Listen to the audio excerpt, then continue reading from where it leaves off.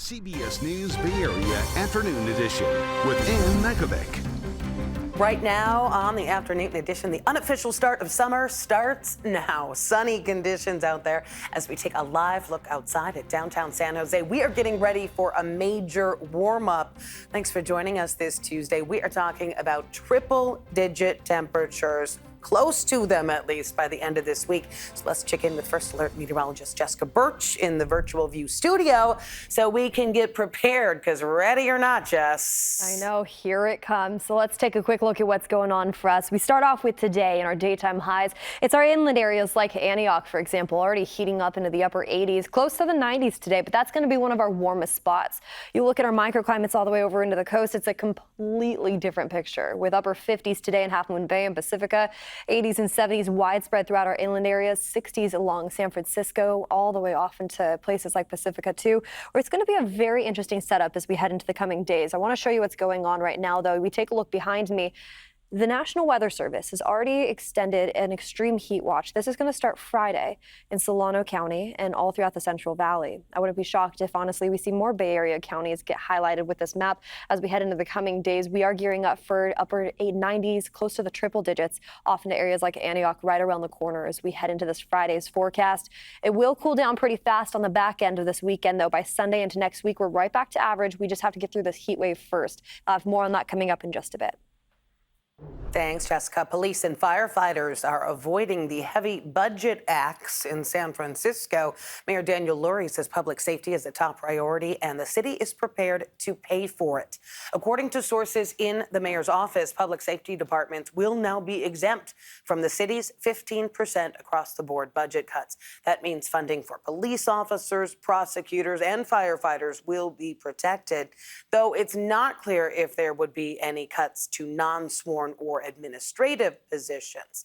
In a statement to KPIX, Mayor Lurie said in part, quote, "A difficult budget requires difficult choices, but we must always prioritize the safety of San Franciscans. That's why our budget will support the men and women in uniform, keeping our city safe with absolutely zero cuts to sworn officers." And it was just 2 weeks ago the mayor announced a push to put hundreds more police officers on the streets. SFPD is still 500 officers short of the recommended staffing level, according to city data. The initiative comes in the wake of a recent audit that found police overtime had doubled over a 5-year span ending in 2023. We have been living on overtime, and that is not sustainable. We're fortunate that we have the overtime and that the board and the mayor has granted us that funding to fill in the gaps, but we know that's not a sustainable model. Mayor Lurie needs to submit his budget by June 1st, the city facing a more than $800 million budget shortfall. Now to some of the other headlines we are following this afternoon. A pedestrian was hit and killed this morning in San Francisco's Soma neighborhood.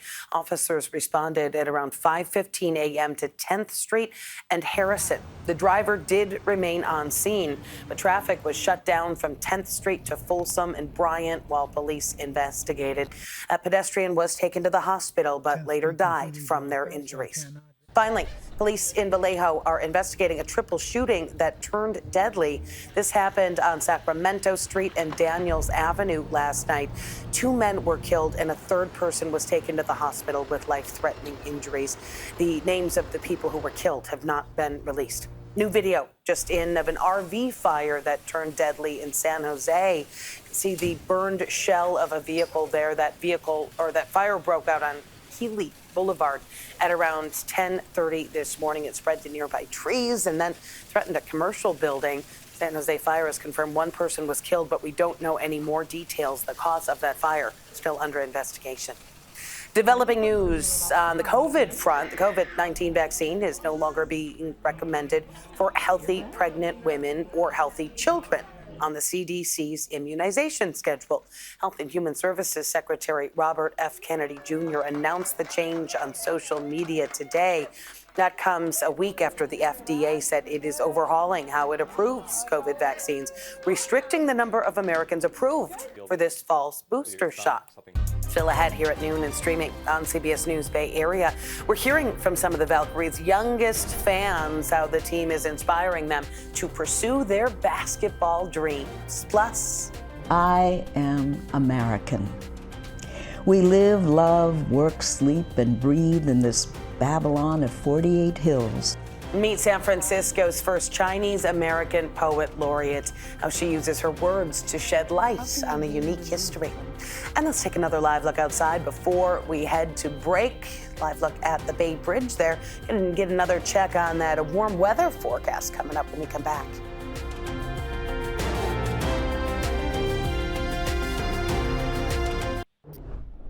Welcome back. Today, marking 88 years since the iconic Golden Gate Bridge opened to pedestrians for the very first time. Let's take you back to 1937. That is when leaders used a torch to cut a silver chain and mark the opening of the bridge. The first day was actually reserved for pedestrians. It wasn't until a day later that cars could begin to cross the bridge. Back then, there was actually a toll for pedestrians. That lasted until 1970. More than 2 billion vehicles have crossed the Golden Gate Bridge since the opening. Back to our first alert weather now, taking another live look outside. We do have that fog keeping things cool around some of our coastal areas, but yeah, things are about to heat up all around the Bay Area. Let's check back in with meteorologist Jessica Birch. What are we looking at? Well, I mean, if you want to find a cool place to spend your afternoon, you know exactly where to go. Underneath that fog layer over into the coast, right? As we head into this afternoon, it's our coastal spots that are only warming up into the 50s and low 60s, anywhere from San Francisco all the way down into Half Moon Bay. And that's a similar trend for our friends all the way north too, into Stinson Beach and Bodega Bay as well. Now, as we make our way in our inland spots, that's a completely different story. I mean, we're talking about upper 70s and lower 80s today, anywhere from Livermore over into Fremont. We have upper 80s this afternoon up near Antioch and low 80s into the Santa Clara Valley, but we're not done warming up just yet. We have more heat on the way as we head into the rest of this week, despite the fact that we're going to see some windy conditions into this afternoon. Wind gusts anywhere up to around 25 to 30 miles per hour at times along our coastline. That'll keep our coastal areas a little bit cooler and breezier. However, heading into the next couple days, the big story really does have to do with heat. And we're actually seeing a change in the forecast too. That extreme heat watch just got updated now. The National Weather Service is keeping a close eye on the extensive heat that we're going to see as we head into our Friday forecast. High pressure starts ridging its way in. We're going to warm up. We're going to dry up a lot as we head into the next couple days. Relative humidity will drop. Our temperatures rise close to the triple digits as we head into our Friday forecast just for our inland spots alone. We're going to notice that warm up everywhere throughout the bay, though. And once we head into this weekend and early next week, we'll get right back down to normal conditions. That means 70s returning into our inland spots, 60s for our friends along the coast and the bay. But I mean, even for our friends in the Bay, we're gearing up for 80s in the forecast by Friday, well above average for this time of year. We're going to keep a very close eye on that. That's going to be a first alert weather day as we creep closer to the weekend.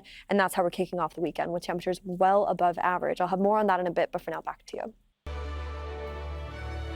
As we celebrate Asian American and Pacific Islander Heritage Month, we're recognizing San Francisco's first Chinese American poet laureate. Genny Lim is the city's 9th poet laureate in 27 years. And our Sharon Chen looks at how she is keeping Asian American history alive.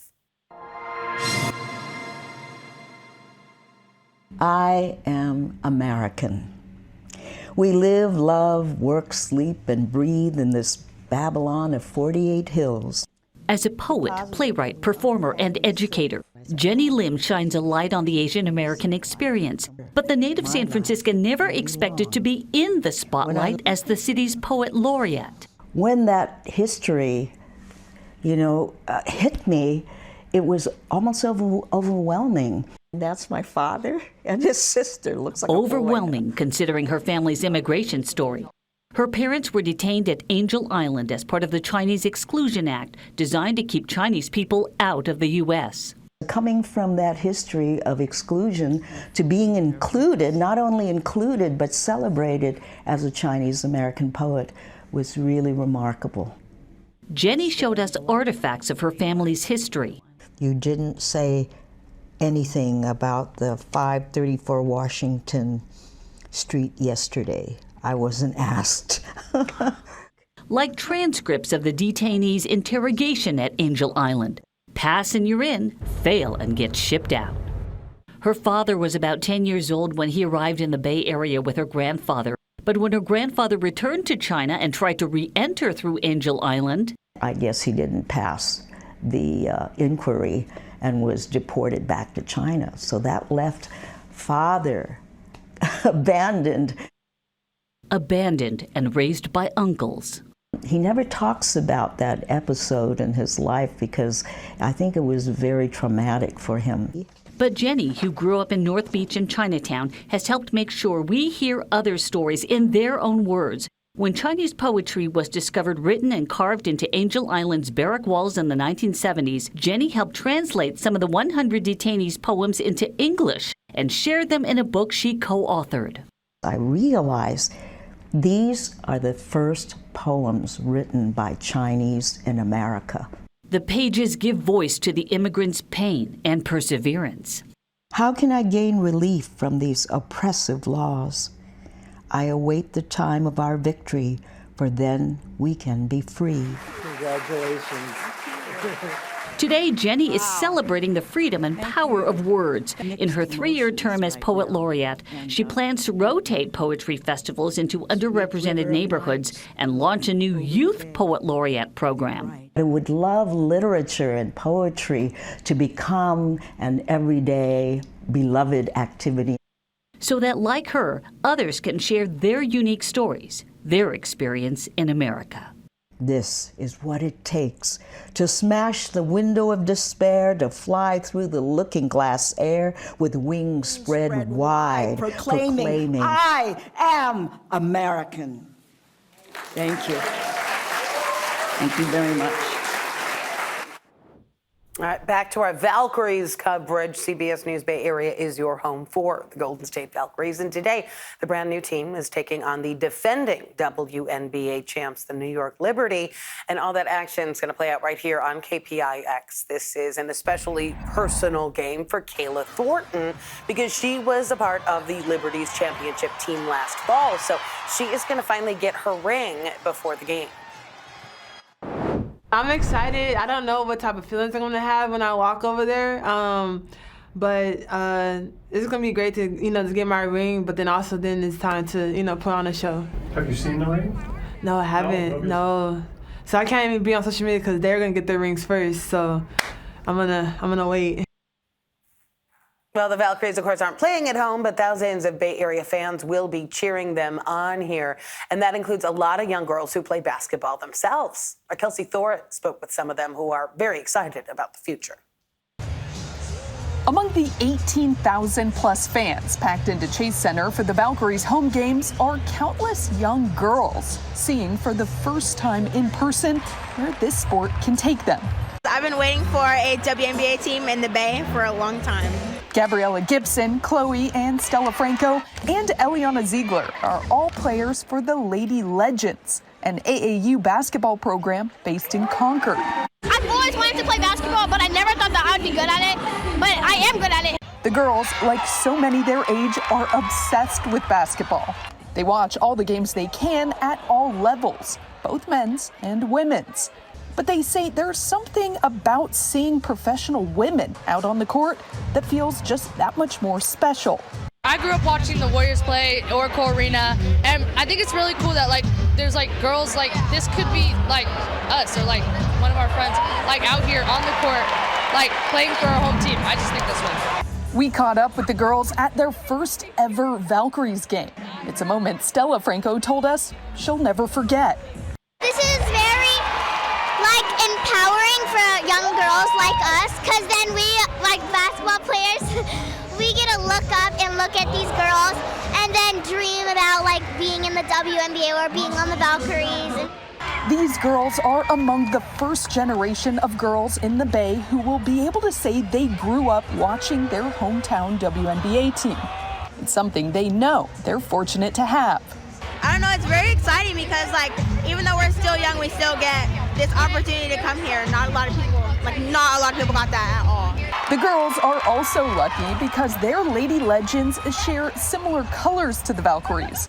They were all repping their team at this game and told me they cannot wait to do so at so many more Valkyries games, both this season and for years to come.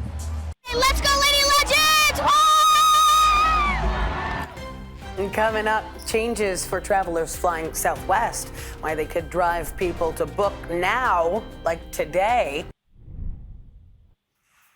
Taking a check on Wall Street right now, the Dow is up almost 700 points. That surge fueled by the delay on tariffs to the European Union and an uptick in consumer confidence.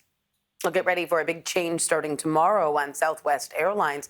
No more free checked bags on bookings made after today. Southwest says the first checked bag will cost you $35, $45 for the second.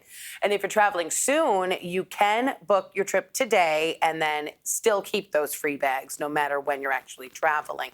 So again, the reservation has to be made today. Then starting in 2026, Southwest is going to have assigned seating. Big changes. We'll be right back.